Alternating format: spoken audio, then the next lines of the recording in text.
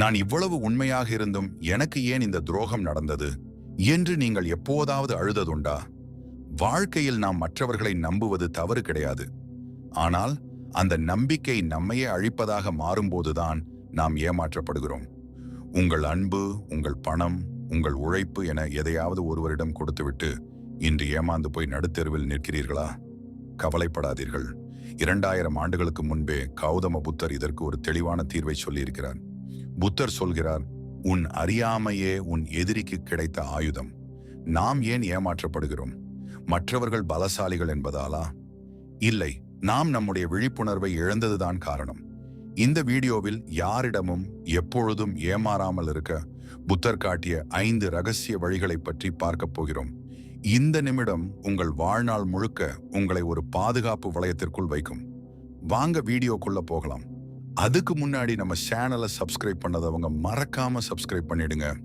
ரகசியம் 1, ஆசையே ஏமாற்றத்தின் தொடக்கம். நண்பர்களே, நாம் ஏன் ஏமாற்றப்படுகிறோம் என்று எப்போதாவது சிந்தித்ததுண்டா?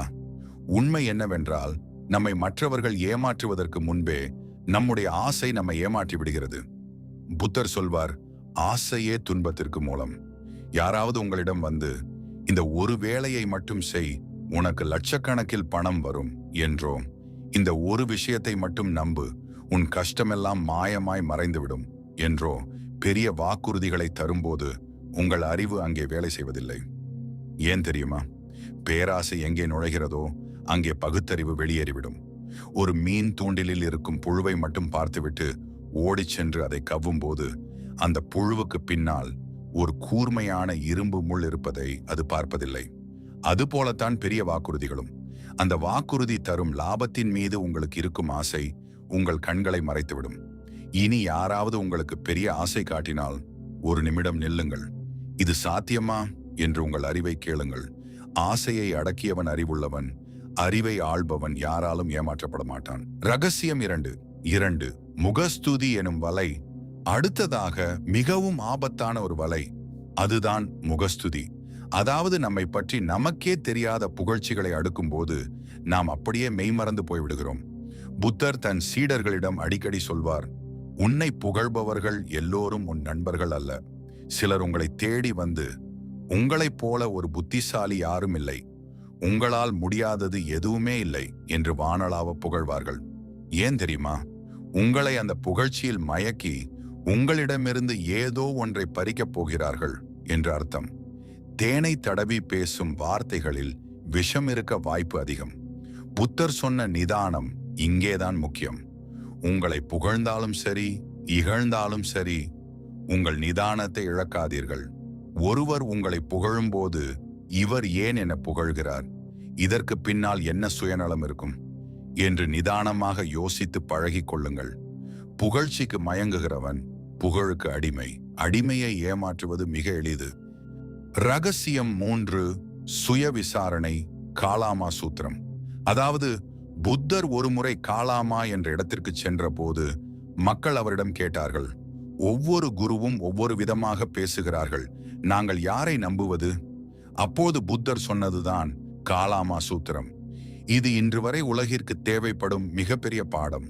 அவர் சொன்னார், ஒரு விஷயத்தை ஒரு பெரிய குரு சொன்னார் என்பதற்காகவோ, அது ஒரு பழைய புத்தகத்தில் இருக்கிறது என்பதற்காகவோ, அல்லது உங்கள் முன்னோர்கள் சொன்னார்கள் என்பதற்காகவோ அப்படியே நம்பிவிடாதீர்கள். இன்று நமக்கு வரும் வாட்ஸ்அப் மெசேஜ்கள் முதல் நண்பர்கள் சொல்லும் தகவல்கள் வரை எதையுமே சுய விசாரணை செய்யாமல் நம்புகிறோம். ஏன், எதற்கு, எப்படி என்ற 3 கேள்விகள் உங்கள் கையில் இருந்தால் உங்களை யாராலும் ஏமாற்ற முடியாது. ஒரு தகவலை கேட்டவுடன் அதை உங்கள் பகுத்தறிவு எனும் நெருப்பில் போட்டு வாட்டுங்கள். அது உண்மையாக இருந்தால் மட்டுமே அதை ஏற்றுக்கொள்ளுங்கள். கேள்விகள் கேட்க தயங்காதீர்கள். கேள்விகளே அறிவின் திறவுகோல். ரகசியம் 4, எல்லைகளை வகுத்தல். பலர் நினைக்கிறார்கள், புத்தரை பின்பற்றுவது அல்லது ஆன்மீகவாதியாக இருப்பது என்றால் அனைவரையும் அப்படியே நம்பிவிட வேண்டும் என்று. அது முற்றிலும் தவறு. புத்தரின் கருணை என்பது அறிவோடு கலந்தது. அன்பாக இருப்பதற்கும் ஏமாளியாக இருப்பதற்கும் பெரிய வித்தியாசம் உண்டு. மற்றவர்களுக்கு உதவுங்கள், ஆனால் உங்களை அவர்கள் பயன்படுத்துவதற்கு அனுமதிக்காதீர்கள். உங்கள் வாழ்க்கையில் ஒரு எல்லை இருக்க வேண்டும். யார் உங்கள் வாழ்க்கைக்குள் நுழையலாம், யார் உங்கள் மனதை காயப்படுத்தலாம் என்பதை நீங்கள் தான் தீர்மானிக்க வேண்டும்.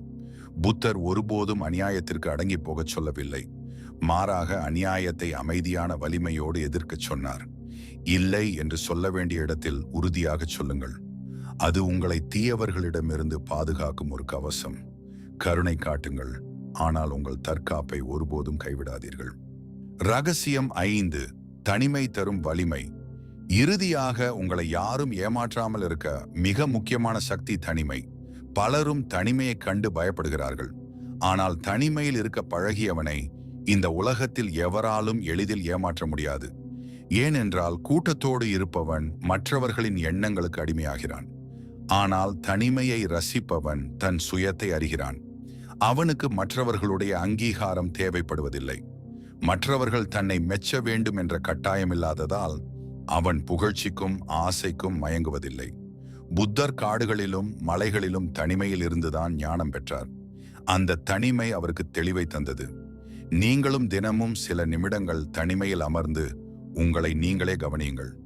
உங்கள் பலம் என்ன, பலவீனம் என்ன என்று நீங்களே அறியும் போது வெளியிலிருந்து வரும் எந்த ஏமாற்றமும் உங்கள் நிம்மதியை குலைக்க முடியாது. தனிமையில் வலிமை இருக்கிறது. அந்த வலிமை உங்களை ஒரு பாறையைப் போல உறுதியாக்குகிறது. நண்பர்களே, ஏமாற்றம் என்பது ஒரு பாடம். இதுவரை நீங்கள் ஏமாற்றப்பட்டிருந்தால் அது உங்களை பலவீனப்படுத்தல்ல, உங்களை விழிப்படைய செய்யவே நடந்தது என்று நினையுங்கள். புத்தரின் வாழ்வில் ஒரு சம்பவம் உண்டு. ஒருவர் அவரை திட்டும்போது அவர் அதை அமைதியாக ஏற்றுக்கொண்டார். அவர் தந்த வசையை நான் வாங்கிக் கொள்ளவில்லை என்றால் அது அவருக்கே திரும்ப போகும் என்றார். அதுபோலவே ஒருவன் உங்களை ஏமாற்ற நினைக்கிறான் என்றால் உங்கள் விழிப்புணர்வை மட்டும் நீங்கள் கையில் வைத்திருந்தால் அந்த ஏமாற்றம் உங்களை வந்து சேராது. இனி உங்கள் வாழ்க்கையில் யாராவது வந்து ஆசை காட்டினாலோ அல்லது உங்களை உணர்ச்சி வசப்பட வைத்தாலோ ஒரு நிமிடம் கண்களை மூடி புத்தரை நினையுங்கள். நிதானமாக சிந்தியுங்கள். அறிவு தெளிந்த இடத்தில் ஏமாற்றம் நுழைய முடியாது. இந்த காணொளி உங்களுக்கு பயனுள்ளதாக இருந்தால் உங்கள் நண்பர்களுக்கும் பகிருங்கள். நீங்களும் இது போல ஏமாற்றத்தை சந்தித்திருக்கிறீர்களா? அதிலிருந்து எப்படி மீண்டீர்கள் என்பதை கமெண்டில் சொல்லுங்கள். அறிவு தெளிவோடும் விழிப்புணர்வோடும் வாழ்வோம். நன்றி. மீண்டும் அடுத்த வீடியோவில் சந்திப்போம்.